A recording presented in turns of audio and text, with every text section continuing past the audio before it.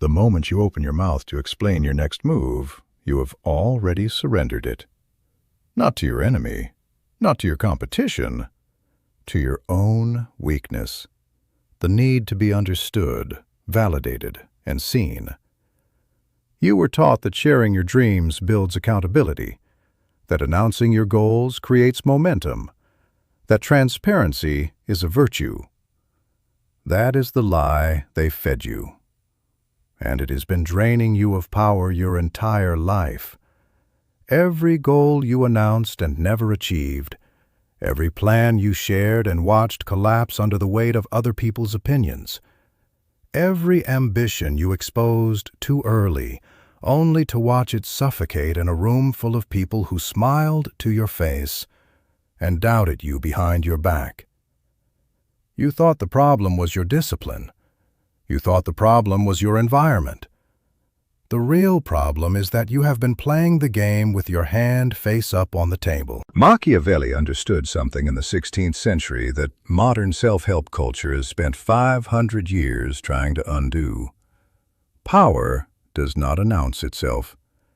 Power moves in silence, in shadow, behind closed doors, and then it arrives, fully formed, unstoppable. This video will show you exactly how silence becomes your most lethal weapon. It will show you why the impulse to share is the oldest trap ever laid for ambitious men. And it will show you the specific architecture of concealment that separates the sovereign from the servant. If you are not ready for this, close the video. Go back to the crowd. But if you want to know the truth about why you keep losing, stay. You were brainwashed to believe that openness is strength. School taught you to share your work for feedback. Religion rewarded confession. Therapy built an entire industry around verbal disclosure. Social media turned your private ambitions into content for public consumption, and turns your deepest goals into engagement metrics. The machine runs on your exposure. It always has. The average man has been conditioned to perform his ambitions before he has earned them.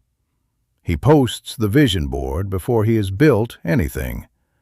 He tells his friends about the business plan before the first contract is signed. He announces the transformation before a single day of discipline has passed. And the moment he speaks it out loud, two things happen. Other people's doubt enters the room like a slow poison, and his own mind, having received the social reward of the announcement, loses its urgency to do the actual work. He has already tasted the validation. The hunger dies. Machiavelli wrote in The Prince, "It is better to be feared than loved, if you cannot be both." But the deeper law beneath that line, the one no motivational speaker will cite, is this: the man who is truly feared is the man who cannot be predicted. And you cannot be unpredictable if you broadcast your every intention to anyone who will listen. I'm going to show you the specific phases of this discipline, how to build it, how to weaponize it, and how to use concealment as a force of absolute strategic power. But be warned, this is not a path for men who need to be seen. This is a path for men who intend to win. The sovereign does not explain himself. He builds. The average man confuses silence with passivity.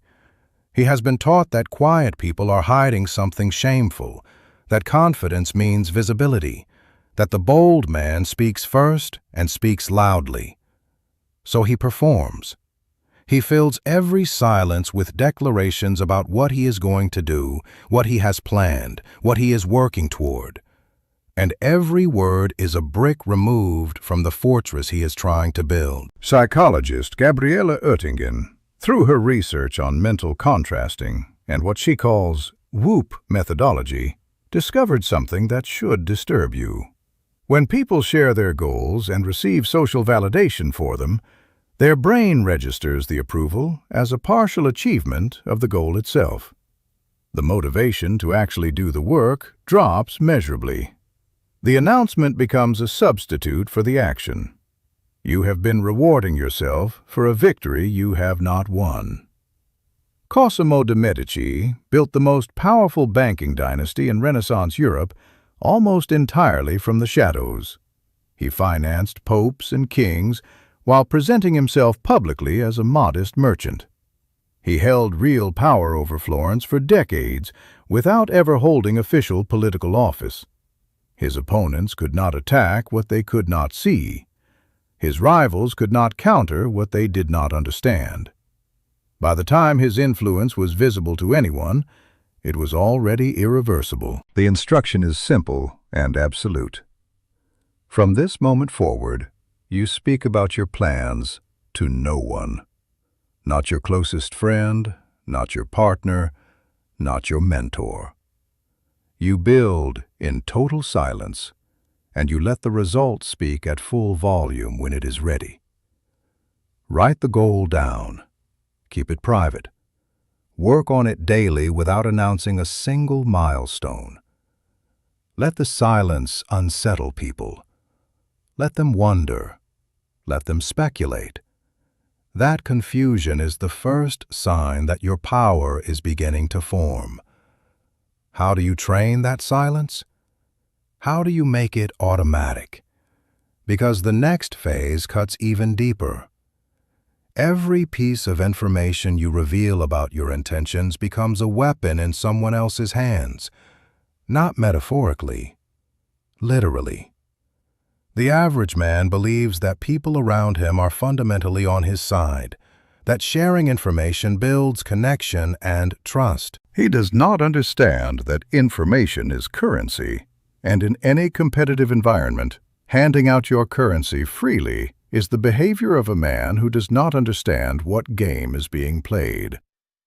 Robert Greene makes this cold and precise in the 48 Laws of Power, Law 3. Conceal your intentions. Keep people off balance and in the dark by never revealing the purpose behind your actions. If they have no clue what you are after, they cannot prepare a defense. Guide them far enough down the wrong path, and by the time they realize your intentions, it will be too late. Joseph Navarro, a former FBI counterintelligence agent and behavioral analyst, documented extensively how people unconsciously telegraph their intentions through language, timing, and disclosure patterns. Sophisticated adversaries, and some of the people around you qualify, read these signals without you ever knowing you have broadcast them. You are not hiding your plans poorly. You are actively transmitting them and calling it honesty. Napoleon Bonaparte understood this at a cellular level. His battle strategy depended on a single principle. The enemy must never know which front is the real front. At Austerlitz in 1805, he deliberately weakened his right flank to invite the coalition forces to attack it, making them believe they had found his vulnerability.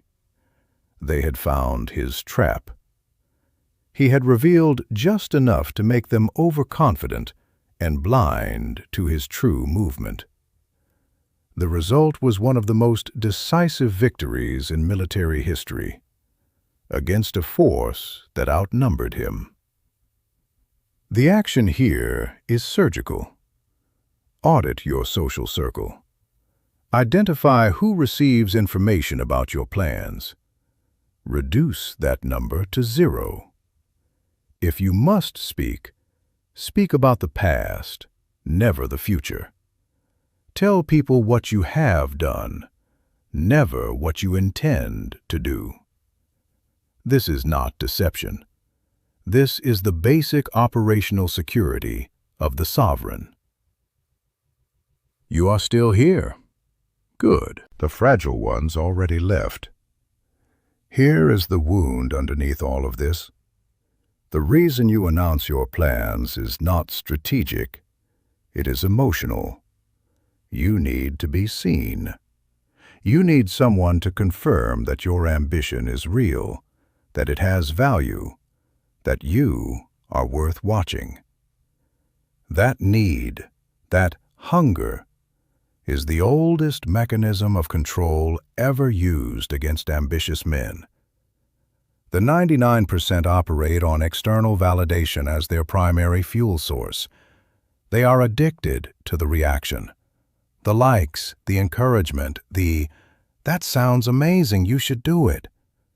And whoever controls that supply of validation controls the man who needs it. Your boss, your family, your social circle. They do not need a leash if you keep walking back to them for approval. Attachment theory, developed by John Bowlby and later expanded by researchers like Mary Main, establishes that human beings develop distinct patterns of relating to validation and external approval, and that these patterns, formed in early life, operate largely outside of conscious awareness. The man who grew up needing to be seen, whose ideas were only real when someone else confirmed them, carries that wound into every boardroom, every negotiation, every plan he ever announces before it is ready. His childhood need becomes his adult vulnerability. The Knights Templar built one of the most powerful financial and military networks in medieval Europe for nearly 2 centuries. Their internal codes, their rituals, their strategic decisions, all of it was hidden behind an absolute wall of secrecy. The concealment was not incidental to their power. It was the source of it. Outsiders projected onto that silence whatever they feared most, which created an aura of power that multiplied the Templars' actual strength by a factor no army alone could match. The practice here is internal, not behavioral. Every time you feel the urge to announce something, pause. Sit with it for 60 seconds. Ask yourself, am I sharing this because it serves my objective or because I need someone to validate it? If the honest answer is the second one, close your mouth. Feed the hunger with discipline instead of disclosure. Let the need go unanswered until it becomes unfamiliar. That is when your power begins to compound. What happens when you have mastered silence around your plans, but still leak your position through your reactions? That is phase 4, and it is where most men sabotage everything they have built. Your reaction is a map of your vulnerabilities. Every time someone provokes you into explaining yourself, defending your plans, or justifying your silence, and you comply, you have handed them the key to your fortress. The average man believes that not defending himself looks weak. He has been told that silence under accusation is guilt. That a confident man explains himself clearly and stands his ground with words. This is schoolyard logic dressed up as emotional intelligence, and it has cost more men more power than any external enemy ever could. The gray rock method, a behavioral framework used in clinical psychology to neutralize manipulative individuals, operates on a precise principle. You become uninteresting, unresponsive, unreactive. Not cold in a dramatic way, simply not there in any emotionally meaningful way. The manipulator, the provocateur, the man testing your limits, they all require a reaction to continue. No reaction, no fuel, no access. Machiavelli wrote, "Men are so simple and so subject to present necessities that he who seeks to deceive will always find someone who will allow himself to be deceived." The man who seeks to pull your plans out of you through provocation, flattery, or pressure is banking on your simplicity, on your need to react. The sovereign refuses to be simple. Julius Caesar understood that the most dangerous thing a powerful man could do was show fear or explain himself to his enemies before he was ready to act. He moved across the Rubicon without announcement, without public deliberation, without a single speech about his intentions. By the time Rome understood what was happening, the decision was irreversible. He did not react to the Senate's provocations for months. He was not silent because he was passive. He was silent because he was building the moment that would end the debate permanently. From this point forward, when someone asks you about your plans, your next move, your project, your ambitions, you give them one of three responses. Nothing, a vague non-answer that reveals zero intelligence, or a deliberate misdirection that points them away from your actual position. You do not owe anyone a map of your mind. Comment below. I build in silence. There is something you should understand about this path before you commit to it. It is lonely. Not poetically lonely, actually coldly, functionally lonely, in a way that will test your nerve on ordinary Tuesday evenings when you have made no announcements, received no validation, and can point to nothing visible yet for all the work you have done. The man in the crowd has warmth. He has the constant noise of other people's opinions, their encouragement, their drama, their borrowed sense of direction. You will no longer have that. You will have your work, your silence, the slow, merciless accumulation of something real that no one else can yet see. The wolf does not explain himself to the sheep. He does not ask for their approval. He does not post about his hunger on social media. He moves, and the distance between him and the herd grows not because he announced it, but because it is the nature of what he is. Machiavelli himself wrote The Prince not from a throne. He wrote it from exile. He had been arrested by the Medici, accused of conspiracy, and subjected to torture, the strappado 4 times, and then released to rot in a farmhouse outside Florence, stripped of every political post he had spent his life building. He was finished, publicly, completely, humiliatingly finished. And in that silence, in that exile, he wrote the document that would define political philosophy for the next 500 years. His enemies held the city. He held the truth. Time made clear which one was the actual power. This freedom is cold, but it is the only freedom that is truly yours. Every other kind can be taken from you. Your silence cannot. Your plans, kept inside the fortress of your own mind, cannot be attacked, cannot be doubted, cannot be stopped until they arrive as done fact. That is the only kind of power worth having.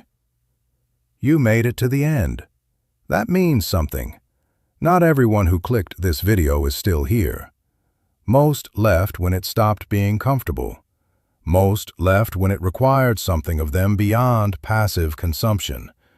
You stayed. That is the first act of a different kind of man. You understand now what Machiavelli understood, what Cosimo de' Medici built an empire on, what Caesar knew when he crossed the Rubicon without a press release. Silence is not the absence of power. Silence is power in its most concentrated, most protected, most dangerous form. The man who announces is the man who can be stopped.